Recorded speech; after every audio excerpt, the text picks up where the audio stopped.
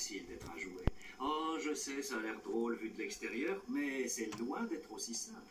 Pour en savoir plus, suis l'histoire dans ton livre pendant que je te la raconte. Tu n'auras qu'à tourner la page quand tu entendras cette harpe. À présent, commençons.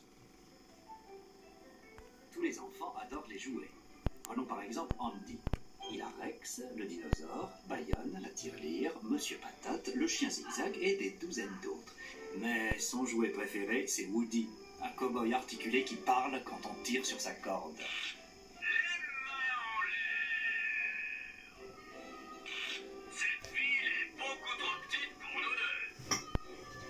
Tu aimes sûrement tes jouets, toi aussi.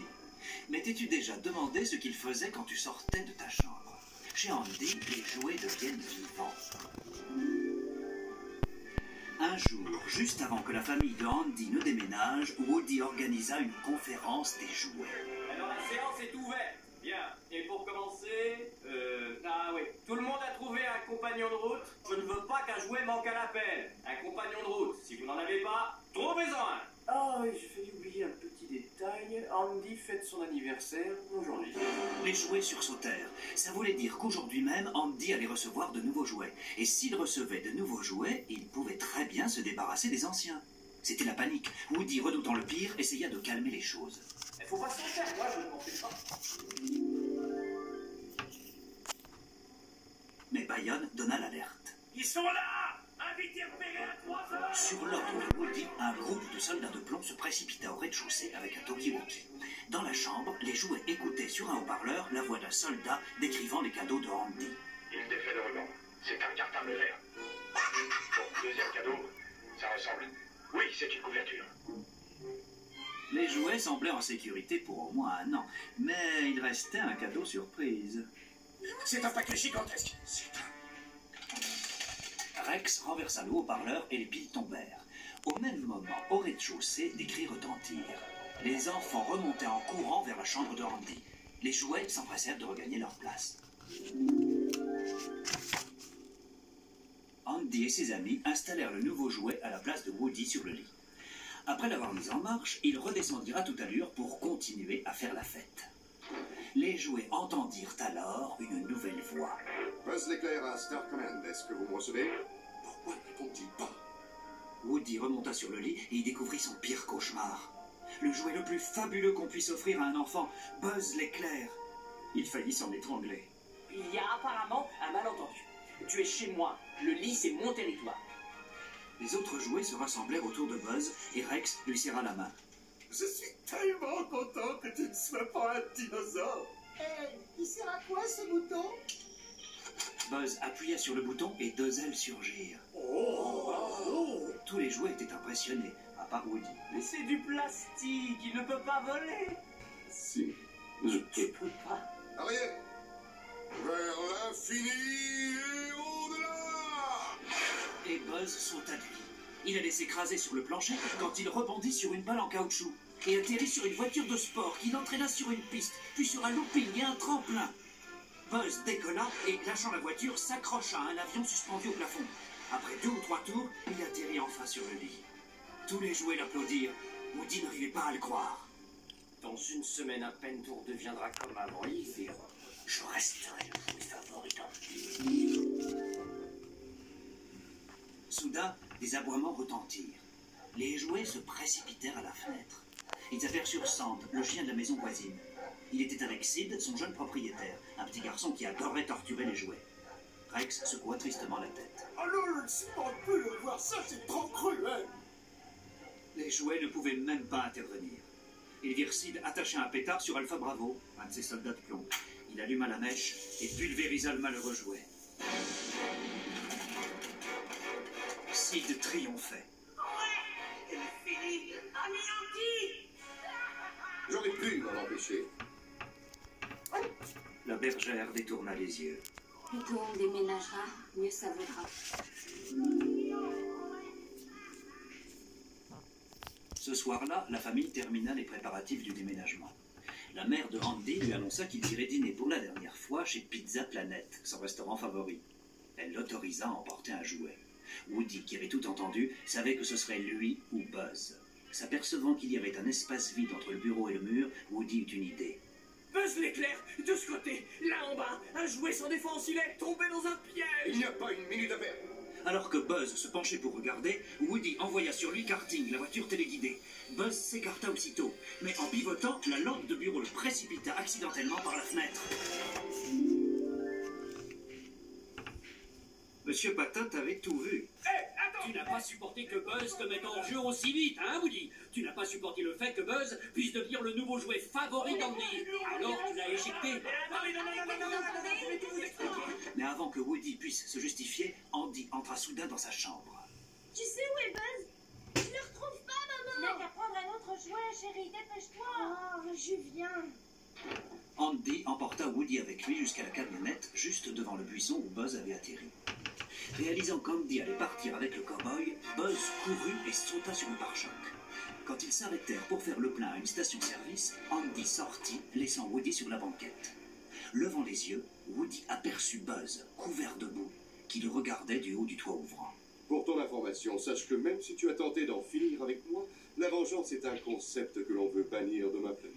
Woody laissa échapper un soupir de soulagement. Oh, bonne nouvelle. On n'est pas sur ma planète, n'est-ce pas? Buzz s'élança vers Woody. Sous la violence du choc, ils tombèrent de la banquette et roulèrent sous la camionnette. Ils étaient tellement occupés à se battre qu'ils ne virent pas la porte se refermer et la camionnette partir.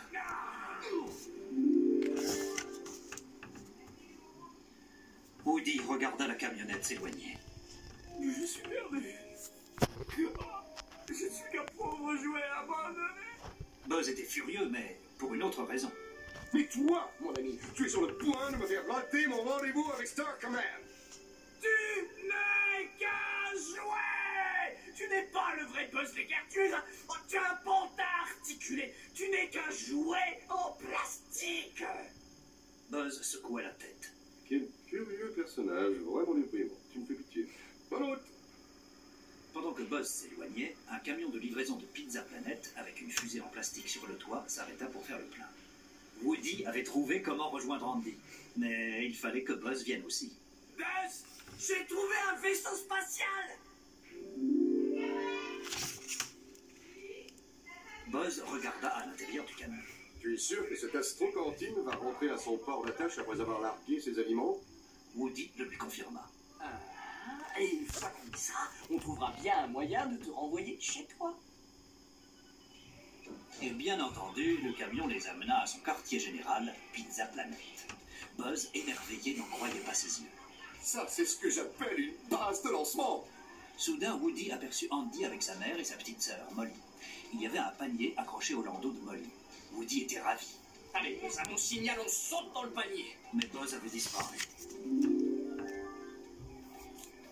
Buzz avait aperçu un jeu en forme de fusée. Peut-être allait-il pouvoir rentrer chez lui. Mais à l'intérieur, il se retrouva entouré d'extraterrestres en caoutchouc.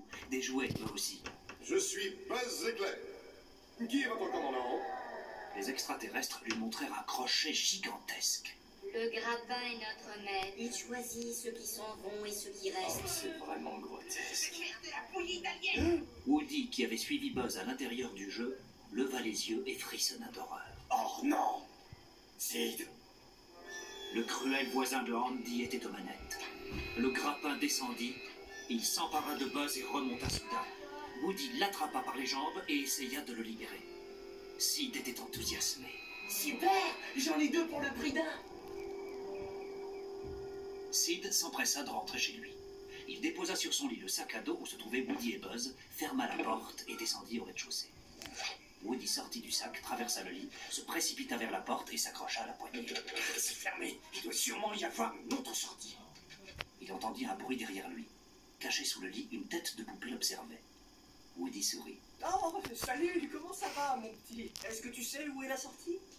La tête avança vers lui, propulsée par un horrible corps d'araignée fabriqué avec des pièces de jeux de construction. Épouvanté, Woody remonta à grand-peine sur le lit.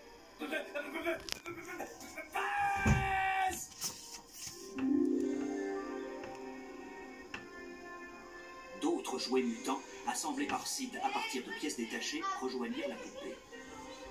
Woody rentra dans le sac à dos que Buzz referma aussitôt tout en appuyant sur un de ses boutons. Mayday, Mayday, j'appelle Star Command. Envoyez-moi des renforts. Il ajusta son rayon laser et se tourna vers Woody. Ne crains rien, mon laser va les exterminer. Comme ça, s'ils attaquent, on les clignotera à mort. Mais au lieu d'attaquer, les jouets mutants s'éloignèrent et disparurent. Woody et Buzz étaient sauvés. En tout cas pour le moment.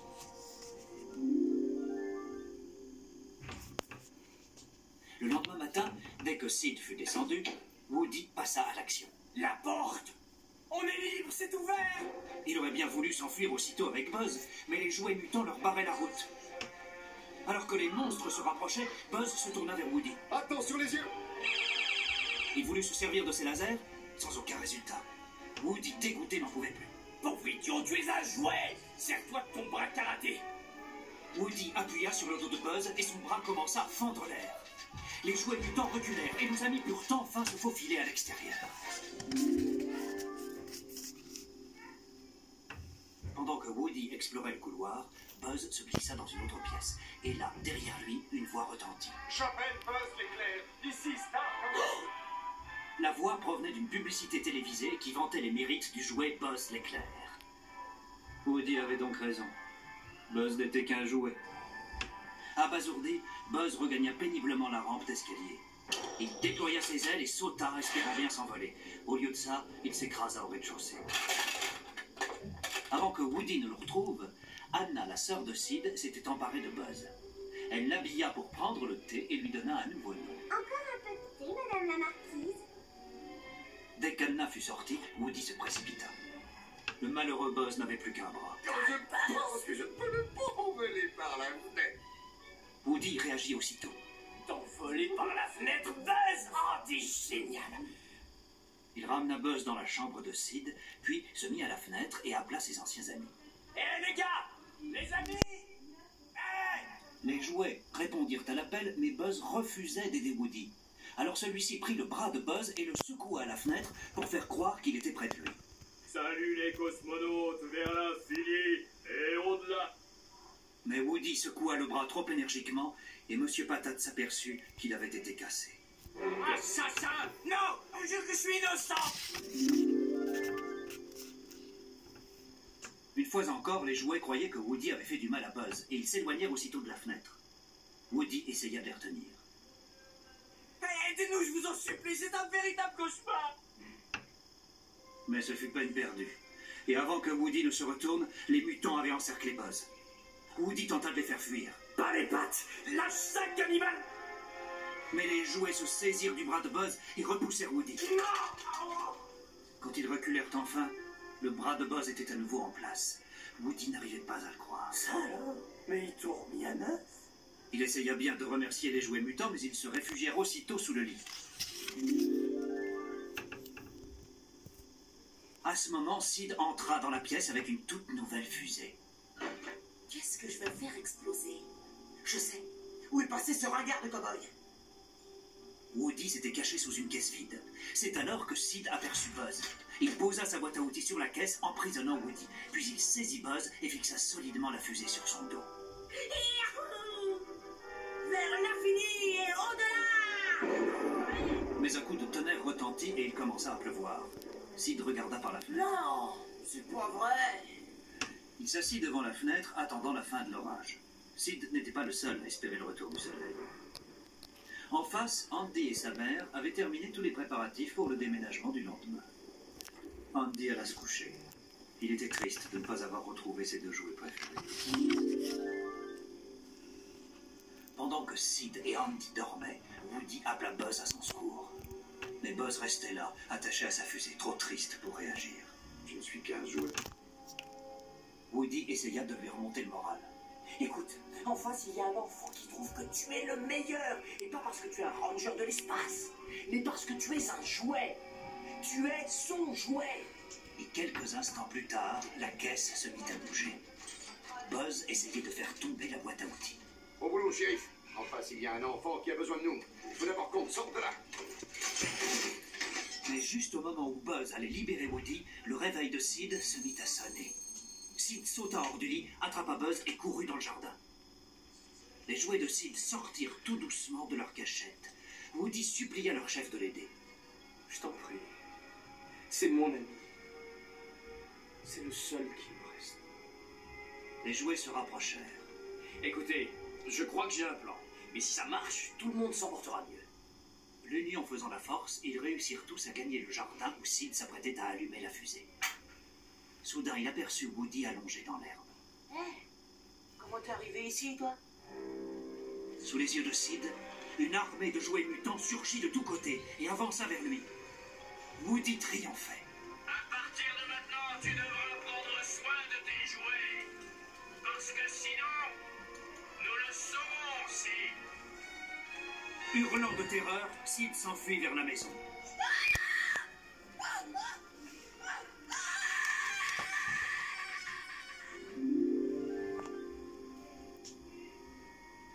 Alors que Woody allait détacher Buzz, un klaxon retentit. Juste en face, la famille de Andy et le camion des déménageurs allaient partir.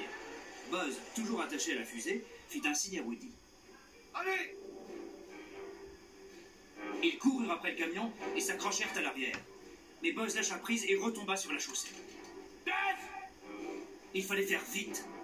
Dans le camion, Woody trouva le carton des jouets et en sortit la voiture téléguidée. Il la lança dans la rue et la dirigea vers Buzz, qui s'y installa. Mais Monsieur Patate, pensant que Woody essayait à nouveau de se débarrasser d'un jouet, donna l'alerte. Capturez-le! Jetez-le par-dessus bord! Non, je vous en supplie! Ah! Mais ils poussèrent Woody hors du camion.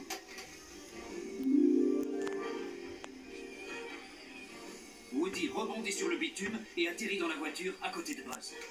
Eh ben, tu tombes à pic! Les piles étant à plat, la voiture ralentit puis s'arrêta. Woody regarda autour de lui. Le soleil se reflétait sur le casque de Buzz. Il s'en servit comme d'une loupe pour allumer la fusée. Quand la mèche prit feu, Woody agrippa Buzz et ils décollèrent en direction du camion. Mais ils manquèrent leur but et s'envolèrent dans les airs. Buzz déploya alors ses ailes tout en détachant la fusée de son dos. Puis ils descendirent en vol plané vers la camionnette. Hé, Buzz! Tu rentres! Ils atterrirent par le toit ouvrant dans un carton, juste à côté de Andy qui laissa éclater sa joie.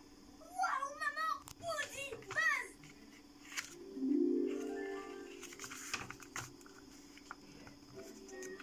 Quelques mois plus tard, Woody, Buzz et les autres jouets se rassemblèrent à nouveau près du talkie-walkie.